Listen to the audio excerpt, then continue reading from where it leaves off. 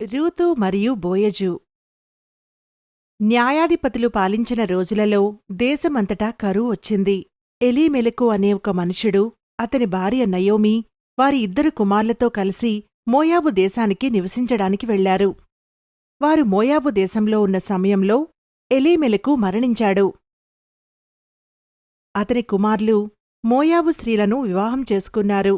10 సంవత్సరాలు గడిచిన తరువాత ఆ 2 కుమార్లు కూడా మరణించారు. నయోమి ఒంటరిగా మిగిలిపోయింది.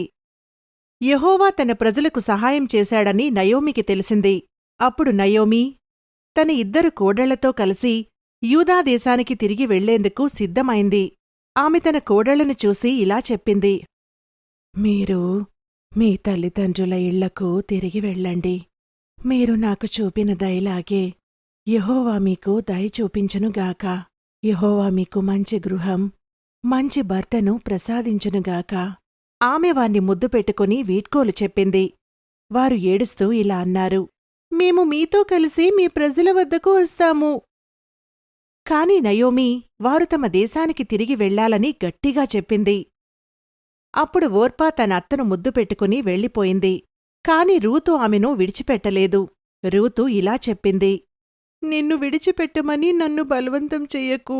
నీవు వెళ్లే చోటుకే నేను వస్తాను. నీవు ఉండే చోటే నేను ఉంటాను. నీ ప్రజలే నా ప్రజలు.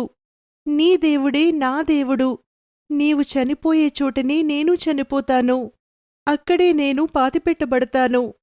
మరణం తప్ప ఇంకేమీ నిన్నూ నన్ను వేరు చేయకపోతే యెహోవా నన్ను కఠినంగా శిక్షించునుగాక. అప్పుడు నయోమి మరియు రూతు బెత్లెహేముకు వచ్చారు. పట్టణంలోని ప్రజలు ఆశ్చర్యంతో ఇలా అన్నారు: ఇది నయోమేనా? నన్ను నయోమి అని పిలవకండి, మారా అని పిలవండి. ఎందుకంటే యెహోవా నన్ను తీవ్రంగా బాధింపజేశాడు. వారు వచ్చినప్పుడు యవల పంట కోత ప్రారంభమైంది. నయోమికి బోయజు అనే ఒక బంధువు ఉన్నాడు. అతడు మంచి స్వభావం కలిగిన మనిషి. నేను పొలానికి వెళ్ళి పరిగె వేరుకుని వస్తాను. వెళ్ళు నా కుమార్తె. అలా రూతు పొలానికి వెళ్ళి పరిగధాన్యం ఏరుకుంటూ ఉంది. ఆ పొలం బోయజుది. అప్పుడు బోయజు అక్కడికి వచ్చాడు. యెహోవా మీతో ఉండుగాక. యెహోవా మిమ్మల్ని ఆశీర్వదించుగాక. ఆ యువతి ఎవరు? ఆమె నయోమితో కలిసి వచ్చిన మోయాబు స్త్రీ. కోతలో మిగిలిన ధాన్యాన్ని ఏరుకోవచ్చా అని అడిగింది. ఆమె రోజు పొడవునా పనిచేసింది, కాస్త విశ్రాంతి మాత్రమే తీసుకుంది. నా కుమార్తె, నీవు వేరే పొలాలకు వెళ్ళవద్దు. నా సేవకుల దగ్గరే ఉండి పనిచేయి. నిన్ను ఎవరూ హాని చేయొద్దని నేను ఆజ్ఞ ఇచ్చాను. ఇక్కడ నీవు సురక్షితంగా ఉంటావు. దాహం వేస్తే ఇక్కడి నీటి పాత్రల నుండి తాగవచ్చు.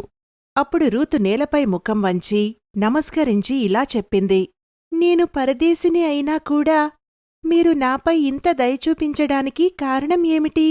బోయజు రూతుపై ఇంకా దయచూపించాడు.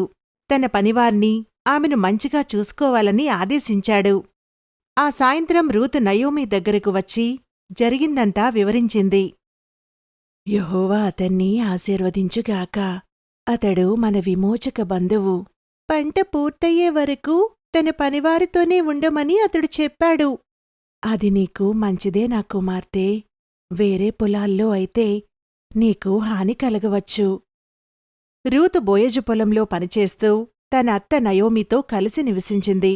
నా కుమార్తె, నీకు మేలు కలుగునట్లు నేను నీ కొరకు విచారింపవలసిన దానను గదా. ఇదిగో ఆ బోయజు మనకు బంధువుడు. ఈ రాత్రి అతడు కళ్లమున యవలు తూర్పారబట్టింపబోచున్నాడు. నీవు స్నానము చేసి తైలము రాసుకొని నీ బట్టలు కట్టుకొని ఆ కళ్లమునకు వెళ్ళుము. అతడు అన్నపానములు పుచ్చుకొనుట చాలించే వరకు నీవు అతనికి మరుగైయుండుము. నీకు చేయవలసిన దానిని అతడు నీకు తెలియజేయును. నయోమి చెప్పినట్లే రూతు కళ్లము వద్దకు వెళ్లి బోయజు పాదాల దగ్గర పడుకుంది.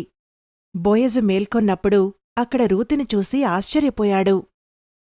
నీవెవరు? నేను మీ దాసిని, రూతును. యెహోవా నిన్ను ఆశీర్వదించుగాక నా కుమార్తె. ఇది గొప్ప దయ. నీవు ధనికులైన పేదలైన యువకుల వెంట పరిగెత్తలేదు. భయపడవద్దు. నీవు అడిగినదంతా నేను చేస్తాను. నీవు గౌరవనీయురాలువని అందరికీ తెలుసు. రూతు నయోమి దగ్గరికి తిరిగి వెళ్లి జరిగిందంతా చెప్పింది. మరుసటి రోజు బోయజు పట్టణ పెద్దల దగ్గరకు వెళ్లి రూతును వివాహం చేసుకునే విషయాన్ని మరియు నయోమి ఆస్తి విషయాన్ని పరిష్కరించాడు. బోయజు నయోమి ఆస్తిని కొనుగోలు చేసి రూతును వివాహం చేసుకున్నాడు. రూతు బోయజులకు ఒక కుమారుడు పుట్టగా వారు అతనికి ఓబేదు అని పేరు పెట్టారు. ఇశ్రాయేలు గొప్ప రాజైన దావీదు ఈ ఓబేదుకు మనవడు. ఇంకా ఆశ్చర్యకరమైన విషయమేమిటంటే ఈ ఓబేదు ప్రభువైన యేసుక్రీస్తుకు పితరుడు. రాజులకు రాజు మరియు లోకరక్షకుడైన యేసుక్రీస్తు ప్రభువు దావీదు వంశంలోనే జన్మించాడు. రూతు దేవునిపై విశ్వాసం పెట్టింది. ఆమె కష్టాల్లోనూ నమ్మకంగా, వినయంగా ఉంది. నయోమిని ఆమె ఎప్పుడూ విడిచిపెట్టలేదు. ప్రేమగా చూసుకుంది. దేవుడు ఆ నమ్మకాన్ని చూశాడు. సరైన సమయంలో బోయజు ద్వారా ఆమెను ఆశీర్వదించాడు. దేవునిపై నమ్మకం పెట్టుకో. తల్లిదండ్రులను గౌరవించు. కష్టాల్లోనూ మంచి పని చేయడం ఆపవద్దు. దేవుడు తప్పకుండా నిన్నాశీర్వదిస్తాడు. Subscribe for more content.